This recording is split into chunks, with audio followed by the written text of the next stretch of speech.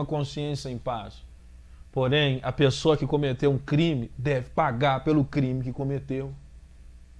Nós não podemos, de maneira alguma, achar que a bondade de Deus, ela passa a mão na sua cabeça e te acolhe, porque até o pai e mãe aqui na terra que acolhe o filho, quando começa no comportamento errado, ele cria um bandido dentro de casa. Temos que ter a conduta de ser filho de Deus, mas assumir a nossa postura e a nossa bagagem de responsabilidade. Eu vejo acontecendo coisas dentro da igreja que o meu coração ele se entristece muito. E eu fico sem saber como que tem pessoas que não enxergam essas coisas, gente. Como que tem pessoas que não enxergam essas coisas. São pessoas que, por exemplo, caminha para a igreja, igual que nós estamos dizendo, que se o profeta foi enganado e falar o que Deus não mandou, em Ezequiel 14:9, esse profeta vai ser culpado e as pessoas que ouvem também. Eu fico de bobeira, como que tem pessoas que vai dentro de uma igreja. Eu estou te falando porque eu converso com muitas pessoas todos os dias. Pessoas que têm coragem de entrar dentro de uma igreja, seja católica, seja evangélica, seja espírita, seja a igreja que for. Não estou falando de uma religião aqui. Mas aquele líder diz assim, olha, para mim orar para você e acompanhar nesse trabalho, eu cobro R$1.000. Eu cobro R$1.000 para fazer um trabalho. Eu cobro R$1.000 para fazer uma corrente de oração. Eu cobro tanto para ir na sua casa. E a pessoa sabe que aquilo não convém, sabe que está errado, mas continua indo naquela igreja. A pessoa gosta de ser enganado. Gosta. A pessoa está dando o coração para ser enganada. A pessoa gosta de praticar a maldade. Porque sabe que aquele líder não interessa se ele é claro, se ele é escuro, se ele é preto, se ele é bonito, se ele é alto, se ele canta, se ele toca, se ele prega, se ele tem barba, se ele não tem, se ele veste tudo de branco e coloca uma fita amarela sobre o seu ombro ou vermelha, se ele coloca uma túnica e parece um sacerdote, ou se ele põe um terno e uma gravata, se ele fala em língua, se ele grita, se ele é educado, se ele é carismático, isso não interessa.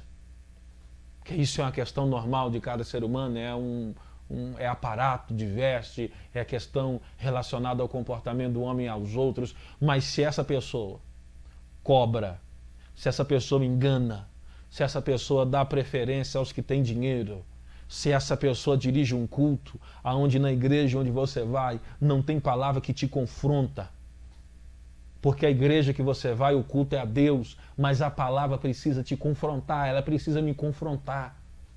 Se você vai num culto onde a igreja é só, entra na minha casa, entra na minha vida, mexe com a minha estrutura, os hinos são só hinos falando que Deus vai te abençoar, a palavra é só falando aquela palavra de autoestima, falando que você tem que acreditar, tem que ser positivo, mas a palavra não fala que o homem que é casado precisa largar a safadeza e ser fiel à sua esposa, que a mulher precisa ser fiel ao marido, que os filhos têm que respeitar os pais.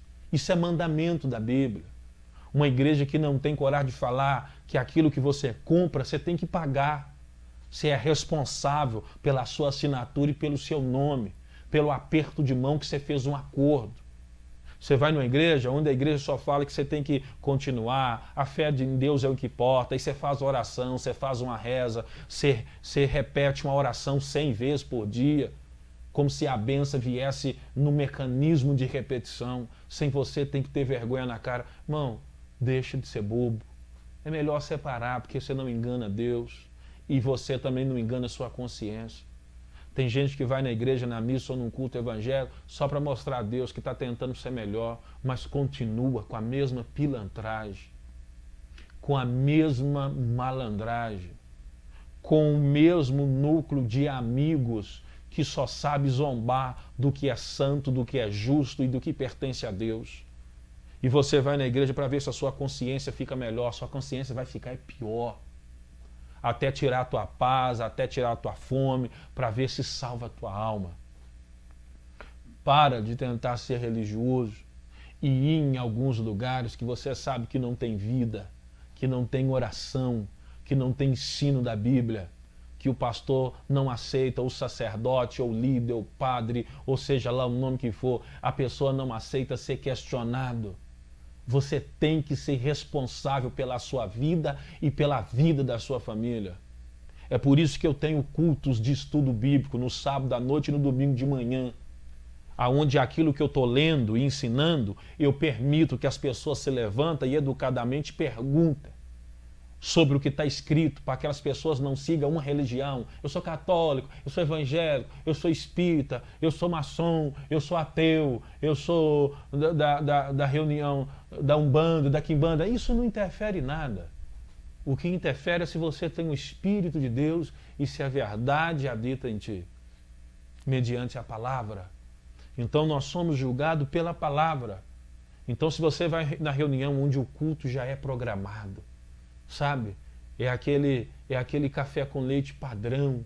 Você sabe de tudo que vai acontecer. O culto não tem vida, não tem espiritualidade, porque a liderança não está preocupada com a salvação da tua alma. A liderança da igreja onde você vai está preocupado para saber quantas pessoas entrou na igreja, quanto dízimo ou quanto da oferta deu, quem é que vai contribuir para a caixinha do sítio, da reforma, do templo. A pessoa não está preocupada se o Senhor Jesus é o seu Senhor, se você arrependeu dos seus pecados, se você se tornou um marido melhor, uma esposa melhor, um filho melhor, um pai melhor.